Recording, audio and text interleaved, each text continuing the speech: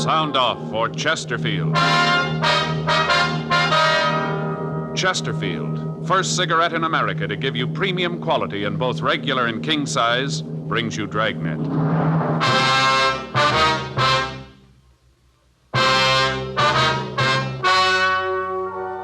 Ladies and gentlemen, the story you are about to hear is true.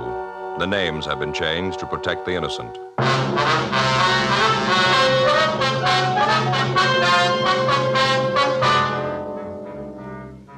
You're a detective sergeant. You're assigned to homicide detail. A nightclub manager has been robbed and killed. The killers made good their escape. Their identity is unknown. Your job, get them.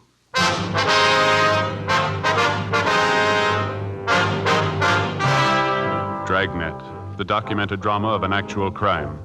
For the next 30 minutes, in cooperation with the Los Angeles Police Department, you will travel step by step on the side of the law through an actual case transcribed from official police files. From beginning to end, from crime to punishment, Dragnet is the story of your police force in action. It was Wednesday, April 7th. It was warm in Los Angeles. We were working the day watch out of homicide detail. My partner's Frank Smith. The boss is Thad Brown, chief of detectives. My name's Friday. I was on the way back from R&I, and it was 1:46 p.m. when I got to the interrogation room. Find anything? Oh, they're checking it now. Mr. Seaton? Yes, Sergeant. I wonder if you'd mind going over all that happened just once more. You might have forgotten something, some little thing that might help us here. All right. Where do you want me to start? Where I came in this morning? Yeah, that'll be fine. Well, I came into work about 8:30. Is that the time you usually get there? Yes, sir. Depends what time I catch my bus. Usually it's about then, though. Mm-hmm. Was Mr. Kelby there then? Yeah, he usually gets in around 8 or so, comes in, looks the place over. You know, checks the register, liquor supply in the bar, stuff like that. Mm-hmm. And then he goes to his office to count the money for the night before, get the deposit slip ready for the bank. That's what he was doing this morning when they came in. You see him come in? Yeah, I was in the kitchen when those two men came in. Mm-hmm. First, I thought they were salesmen. Both of them were dressed kind of nice. A lot of salesmen come in to see Kelby that time in the morning. I didn't figure anything was wrong. They say anything to you, these men? Well, no, not at first. They just stood there looking the place over. I went on peeling my potatoes. And then I heard one of them say that he guessed they might as well get it over with, and that's when they pulled the guns and told me it was a stick-up. Mm-hmm. Go ahead. Well, first, I didn't know quite what to do. I asked them if they was kidding, not to pull jokes like that. And I told them if it was a joke, it wasn't very funny. Mm-hmm. And then the big one come over and told me to keep my mouth shut, told me it wasn't any joke. And if I made a sound, they'd just soon blow my head off and look at me. Well, you just know I wasn't about to cause any trouble. Did Mr. Kelby know they were in the place? No, not then. You see, he keeps the door to his office closed when he's counting the money, and I thought about yelling to him, but then when I looked at those two guys, I thought about what they'd said about killing me. I decided not to. What'd these men do then? The tall one walked over to the door of Mr. Kelby's office and knocked on the door, and Mr. Kelby said for him to come in. Mm-hmm. And they opened the door and walked in. He saw the guns, asked them what they wanted. Told them they'd better get out of there with those guns, not to cause any trouble. The little one laughed at him, said they wanted the money and that Kelby was the one who shouldn't cause any trouble. I see. Go ahead. Well, the little one started to pick up the money and stuff it in his pockets, and Mr. Kelby told him they better leave it alone, that he had friends who'd take care of him. And the two of them said something I couldn't hear. The little one told Kelby that his friends wouldn't do him any good. That's when they shot him. Which one actually shot him? Oh, the little one. He's the one who said that thing about the friends. Well, did you try to do anything to help Kelby while all this was going on? Well, what could I do? I told you what those guys said. Kelby wanted to be a hero, save the money, fine. I wasn't his money, it belonged to the owners. Look, I tell you, Sergeant, money isn't worth that much. They nail you into that box and they don't throw a bank book in. Those guys told me to stay put, I stayed put. What did these two fellas do after they shot Kelby? Well, the big one was real surprised, like he didn't know the little one was going to do it. Yelled at him he was a fool, said he was a stupid fool. Those were his exact words. The little guy finished getting all the money and then they ran out. Well, I'll tell you, I was scared to death they were going to kill me, too. It looked like it for a minute, too. How do you mean? Well, when they ran through the kitchen of the back door, little one stopped and asked what they was going to do about me. I thought, sure, my number was up. Big one said not to make it any worse, to leave me alone. Then they ran out of the place. And boy, that's when I called the cops and those other guys, out there in the car. And then you came. And the rest you know. Now, you're sure that you've never seen any one of these men before? Well, sir, I'm pretty sure I haven't. I wonder if you can give us some kind of a description on these two men. Yeah, the big one was about 6 feet 2, maybe 3. Weighed about 180 to 200. Dark, black curly hair. Anything special about him? The way he talked? Any scars, anything like that? No, nothing. How was he dressed? Can you remember? Yeah, he had on a gray suit. Glen plaid had kind of red in it, The suit looked expensive. He had black shoes, a maroon tie. Now, how about the smaller one? What do you look like? Oh, he was a little one, 5, 6, or 7, 130, 35 pounds. He was dark, too, black hair, cut real short. Uh-huh. How about his clothes? Had on a blue suit. Looked like a gabardine. Single-breasted, light blue. Had on a yellow shirt and dark blue tie. Would you know if there were any marks or scars on him? Oh, yeah, he had a little tiny scar right here, on the edge of his mouth. Uh-huh. Made him look like he was smiling all the time. Well, these are very good descriptions, Mr. Seaton. They're going to help us a lot here. Yeah, well, like I said, I wasn't about to be a hero and try to stop these two, but I knew that you'd want to know what they looked like, so I tried to get all the dope I could. We understand. Now, during the holdup, did either of these men use any names? One of them call the other by a name, anything like that? Oh, let me think about that. Yeah, there was something. While they were in the office, while the little guy was picking up the money, the big one said, "Hurry up, Deuce." Yeah, he called him Deuce. That was a smaller one? Uh-huh, that's right, Deuce. Joe? Yeah. I'll ask the stats office to make a run on the descriptions and MO for us.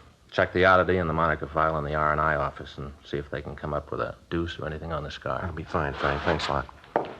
Hey, you got a cigarette, Sergeant? Yeah. There you go. Thanks. Yeah, how about a match? Sure. There you are. Thanks.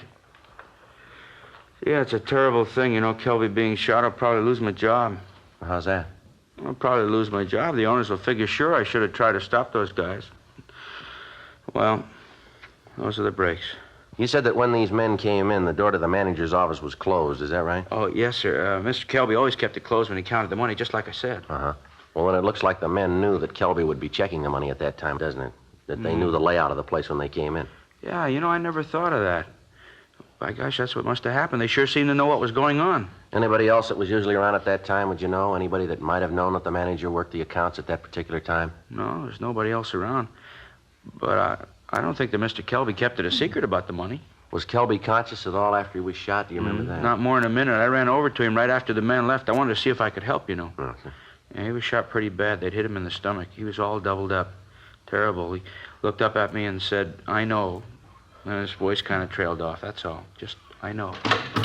Stats office is making the run, Joe. We got out the local and the APB on the suspects. Nothing that matches the name Deuce and nothing on the scar. Anything from the crime lab yet? No. Checked by the office. While I was there, Murphy called from Georgia Street. Anything? Yeah, not good. What? Kelby died, never regained consciousness. With the death of the victim, any information he might have given us about his killers was gone. The one witness to the murder was shown the mug books, but was unable to identify the suspects. Sergeants Gill Encinas and Danny Galindo canvassed the neighborhood and came up with the driver of a bakery truck who thought he'd seen the killers leave the club.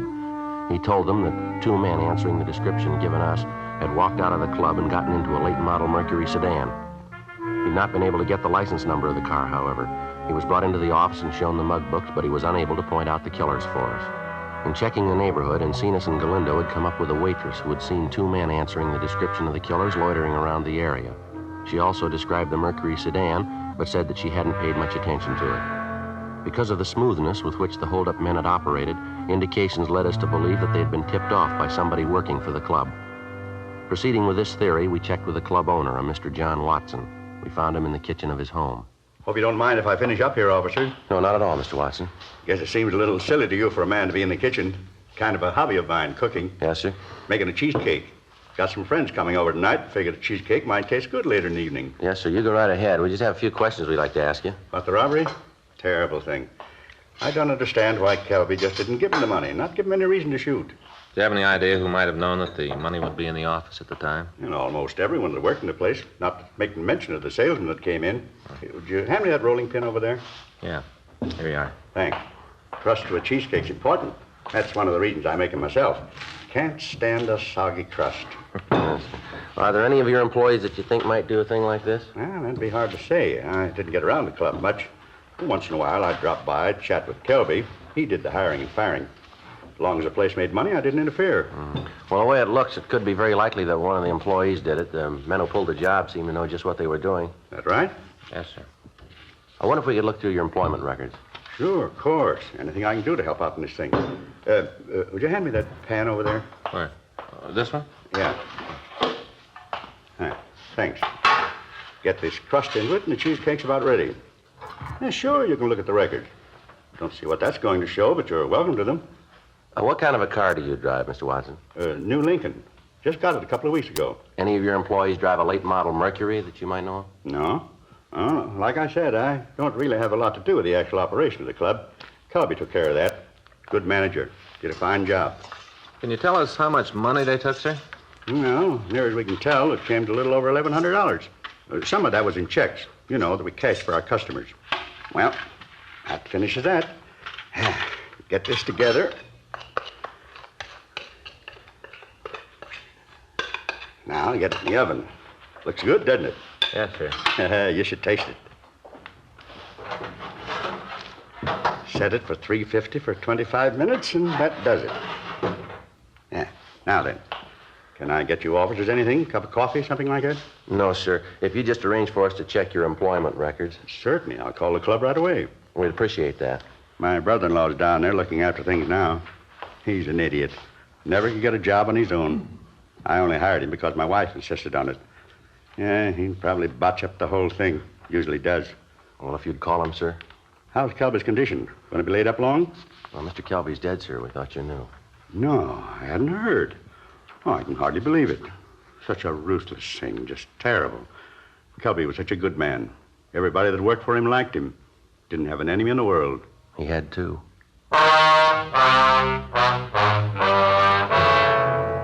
We went back 5 years into the employment records of the club. There were over 200 names. Each of them had to be checked out. Frank and I spent 2 months running them down. In all instances, the people interviewed had alibis, or else they could explain their action at the time of the robbery and killing. In each instance, if the person owned an automobile, it was checked. A broadcast and an APB had been gotten out on the late model Mercury seen at the club, but there'd been no answers. No replies had come in on the descriptions of the two suspects. June 17th, we were checking out the last 3 names on the list. One of the 3, a David Adams, listed a rooming house on West 34th Street as his home address. We checked with the landlady, a Mrs. Elvia Collins. Adams? Sure, he lives here, second floor front. Wonder if we could talk to him, ma'am. Sure, got no reason to say you can't. Come in. Thank you, ma'am. He isn't in right now. Went out about an hour ago. Said he had to lead on a job, and I sure hope he gets it. He's a couple of months behind in his rent. That's fine. Sit down. Just take any chair. Thank you, Miss Collins. You officers like anything? Mint on the table there. Help yourself. No, thank you. Adams give you any idea when he might be back? No, he didn't say right out. I expect he'll be here by 6. How's that, ma'am? That's when we serve dinner. Mr. Adams hasn't missed more than 4 meals since he's been living here. What's this Adams look like? Oh, little man. Sort of like my first husband, little dried-up man. Well, how old would you say he is? Well, I know exactly. Baked his birthday cake last Wednesday. 46 candles and 1 for luck. About how tall would you say, ma'am? 5'6" or so. How about his weight? Maybe 120, and that'd have to be soaking wet. He's a real little man. Is he dark or light? I beg pardon? His hair, is it dark or light? Oh, light. A real silky hair, what little there is left of it. Funny the way he combs it. Never could figure it out why a man would comb his hair that way. What's that, ma'am? Well, you see, he's only got a little bit of hair on one side. He lets it grow real long, and then he combs it all the way over the top of his head, so it'll look like he's got a lot of hair. He really doesn't, though. It's silly. He's pretty vain about other things, too. Does he have any friends in the building, Miss Collins? Well, there's his 2 cousins. They've moved, though. How long ago did they move? Well, let's see. Must have been about 2-3 months ago. Yes, that much, anyway. What did these 2 cousins look like, Miss Collins? Can you describe them? Well, you just bet I can. I had a lot of trouble with them 2, always drinking. First one, he was a big one. 6 feet, anyway. Had dark hair. Weighed maybe 200 pounds. Miss Collins, how about his complexion? Dark. Anything outstanding about him? Well, now, what do you mean outstanding? Well, I mean anything about him that struck you as being different, maybe? Anything that attracted your attention, something like that? No. Well, what about the number 2 man? How old was he? Well, he was a little younger. 35 or maybe 37, around there. How tall would you say he was, Miss Collins? Well, he was a little man. 5'6" or 7. How much do you figure he weighed, would you know? 130 pounds or so. How about his complexion? Dark, just like the other one. Anything outstanding about him? Scars, tattoos, maybe anything like that? Yes, he had a scar. Right on the corner of his mouth. Made him look like he was smirking all the time. It was a real dirty look. What are these men's names, Miss Collins? Well, now, the big one was called Al Evans. Uh-huh. The little one's name was Bill Evans. They was brothers. Did they have a car? Oh, yes, a late one. It was real pretty. You know what make it was? No. No, I'm sorry, but I can't tell one kind from another. Sure was a nice-looking one, though. A lot of chrome all over it.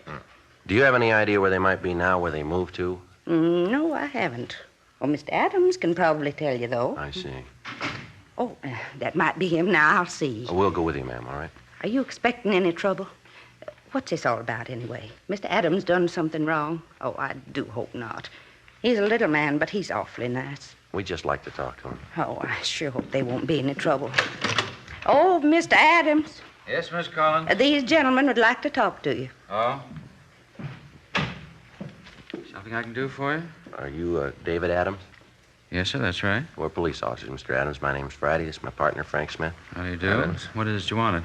Well, it might be better if we talked in your room. All right, but I still don't see what it is you want. Did you get the job?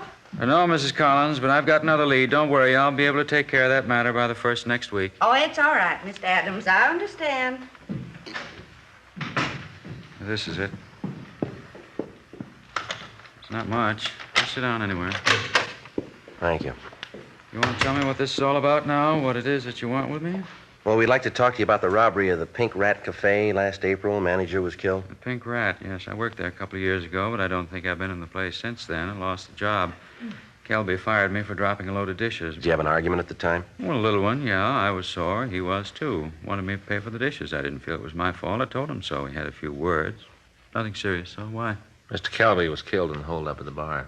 Yes, I know. That's too bad. But you surely don't think I had anything to do with that, do you? Well, that's what we're trying to find out.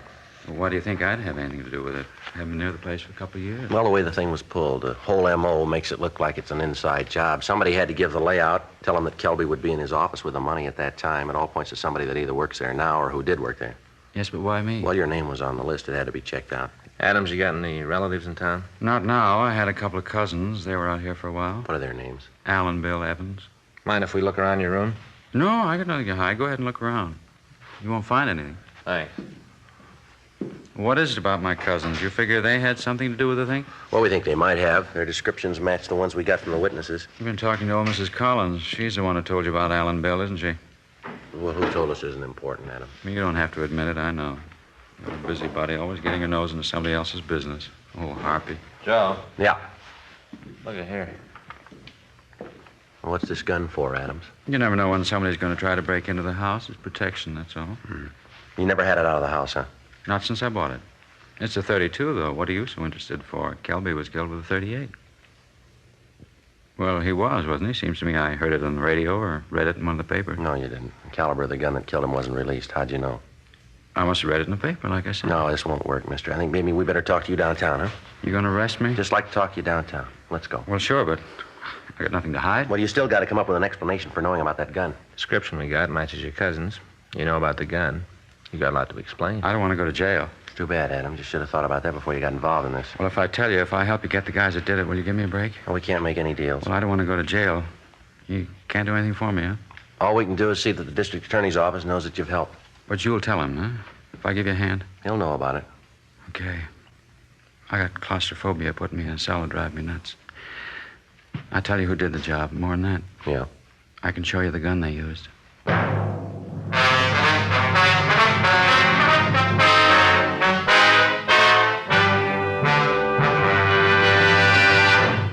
You are listening to Dragnet, the authentic story of your police force in action. Listen to what the nation's press has had to say about Chesterfields. Atlantic City Evening Union. Wholesalers and retailers report an extraordinary demand for Chesterfields in both sizes, with sellouts in many instances. Cleveland Press. Dealers everywhere report the big pack sale phenomenal. Last week in Cleveland, some areas reported the long-size Chesterfield outsold all other brands. And from all over the country, we're getting reports from dealers telling us no product they ever handled has grown so fast in so short a time as king-size Chesterfields. Yes, with the buying public today, high quality for the money is a must. And that's why so many smokers are changing to Chesterfield. First cigarette in America to give you premium quality in both regular and king size. King size Chesterfield is exactly the same as regular Chesterfield, except it's larger.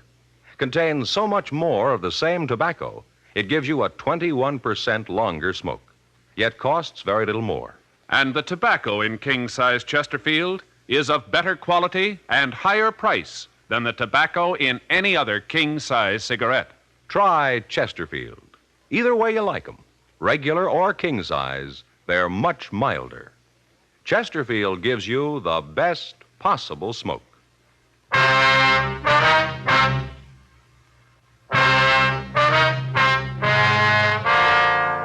We took David Adams back to the office and checked the gun with pawn shop records. It was clean. We printed him and checked him through R&I. We took him over to Westlake Park, and he showed us the approximate place in the lake where the gun had been thrown. He explained that his two cousins had talked him into helping them with the robbery of the club. He also said that as soon as he found out that there'd been a shooting, he'd washed his hands of the entire affair and told them that he'd have nothing more to do with it. The loot from the robbery had been divided between the two cousins, Adams taking no part of it. It took us 2 hours of searching before we were able to find the gun. It was turned over to Russ Camp in ballistics.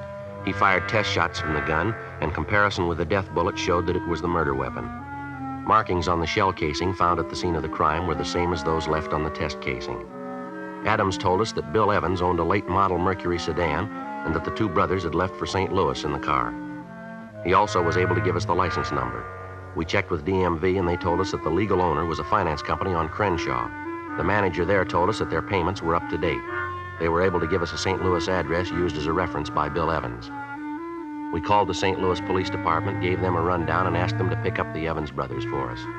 The witness to the killing was unable to identify David Adams as one of the holdup men. He was taken to the main jail and booked on suspicion of 287 PC. Frank and I waited for word from the St. Louis Police Department. They're all the same, aren't they, Joe? What do you mean? I'll put any of them in a tight spot, and they'll spill all they know to save their skins. Well, it seems that way, doesn't it? Adams seems pretty sincere, though. Seems like he does really want to help. Well, we'll know more when we hear from St. Louis. You figure that Adams is telling the truth? I don't know. The story seems to check out about how he laid the thing out for him, showing us where the gun was. Being that far back in his room rented make that part about him not taking any of the money fit. I'll get it. Homicide Friday. Yeah, I'll take it. Mello. Yeah. Yeah, we've been waiting to hear from you. Did you pick up the Evans brothers? Uh-huh. Yeah, wait a minute. Toss me that pad, will you, Frank? Yeah, here. Thank you. Yeah, all right, go ahead. Uh-huh. What was that again? I didn't... Yeah, I got it. Okay, thanks. Anything we can do for you, give us a call. Yeah, sure, we sure appreciate it. Right, bye. Well, that does it. What do you mean? St. Louis checked the address. They'd been there all right, but they left this morning. Any idea where they went? Yeah, the Evans boys told us. Huh? They left a forwarding address. Motel out on Ventura Boulevard. Frank and I notified Captain Lorman of the new developments. We talked to the manager of the motel, and she told us that she did have a reservation for June 24th under the name Evans. She told us that they'd be in Cottage 12. In view of the fact that the suspects had not been alarmed, we decided not to put out an APB on the car. We felt reasonably sure that having made the reservations, they'd keep them. But in the event the suspects arrived earlier than expected, a surveillance was placed on the motel 24 hours a day. Sergeants Howard Hudson and Bill Cummings took the period from 6 a.m. to 6 p.m. Frank and I covered the other 12 hours. Directly across from the motel was a used car lot. We talked to the manager, and he gave us permission to sit in any one of his cars while keeping the place under surveillance. As we relieved each other, the police car was taken back to the city hall, so there would be no indication that the place was staked out. 4 days passed. No sign of the suspects. June 23rd, 4:32 a.m. Joe. Yeah, Mercury sedan. License checks. 2 men. Stopping at the manager's cottage. They're ringing the bell. Yeah, looks like they're signing the register. It must be. There. She's giving him the key. All right, let's let them get to the cottage. We told her we would. All right. There's the landlady's signal. Let's go. Right.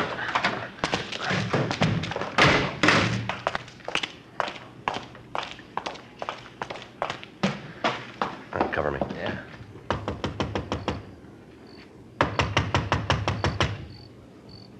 Who is it? This is the manager. Gonna have to move your car. What? You gotta move your car. Put it in the back. What do you want? Stand still. Hey, come, Bill! Hey, Joe, get the other one. Yeah.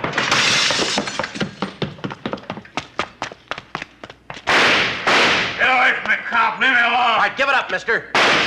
I'm getting out. If you got any brains, you ain't gonna try to stop me. You're going no place, mister. You can't get over that wall. Throw that gun out here. You haven't got a chance. Drop your archer. You'll never take me. All right, hold it up, Evans.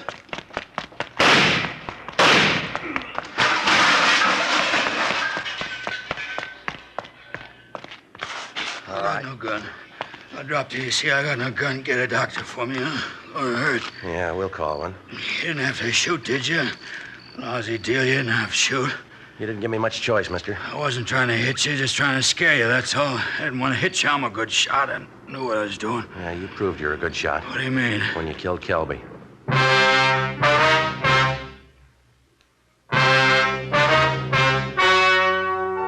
The story you've just heard was true. The names were changed to protect the innocent. On October 4th, trial was held in Superior Court, Department 87, City and County of Los Angeles, State of California. In a moment, the results of that trial. Nose, throat, and accessory organs not adversely affected by smoking Chesterfields. First such report ever published about any cigarette. Yes, and it applies only to Chesterfield. A responsible consulting organization has reported the results of a continuing study by a competent medical specialist and his staff on the effects of smoking Chesterfield cigarettes.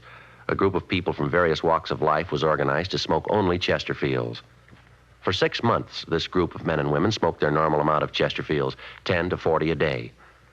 45% of the group smoked Chesterfields continually from 1 to 30 years, for an average of 10 years each.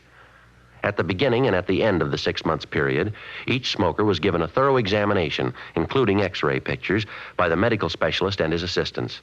The examination covered the sinuses as well as the nose, ears, and throat. The medical specialist, after a thorough examination of every member of the group, stated, quote, "It is my opinion that the ears, nose, throat, and accessory organs of all participating subjects examined by me were not adversely affected in the 6 months period by smoking the cigarettes provided," unquote. Now remember this Chesterfield report. It's the first such report ever published about any cigarette. Nose, throat, and accessory organs not adversely affected by smoking Chesterfields. Buy Chesterfield either way you like 'em, regular or king size. Chesterfield gives you the best possible smoke.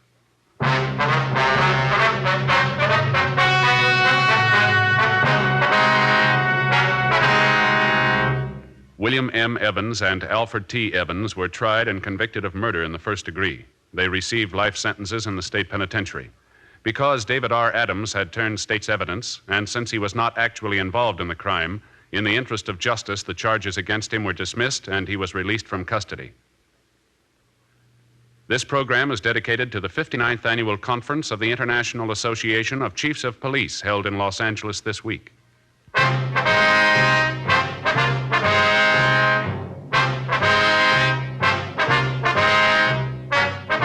You have just heard Dragnet, a series of authentic cases from official files. Technical advice comes from the Office of Chief of Police W.H. Parker, Los Angeles Police Department. Technical advisors Captain Jack Donahoe, Sergeant Marty Wynn, Sergeant Vance Brasher.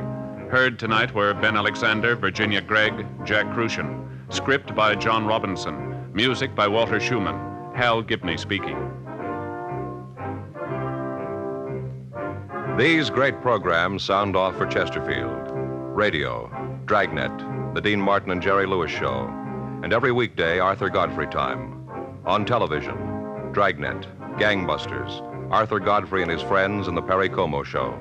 Tomorrow, you'll want to sound off for Chesterfields, because either way you like 'em, regular or king size, Chesterfield gives you the best possible smoke. Chesterfield has brought you Dragnet, transcribed from Los Angeles.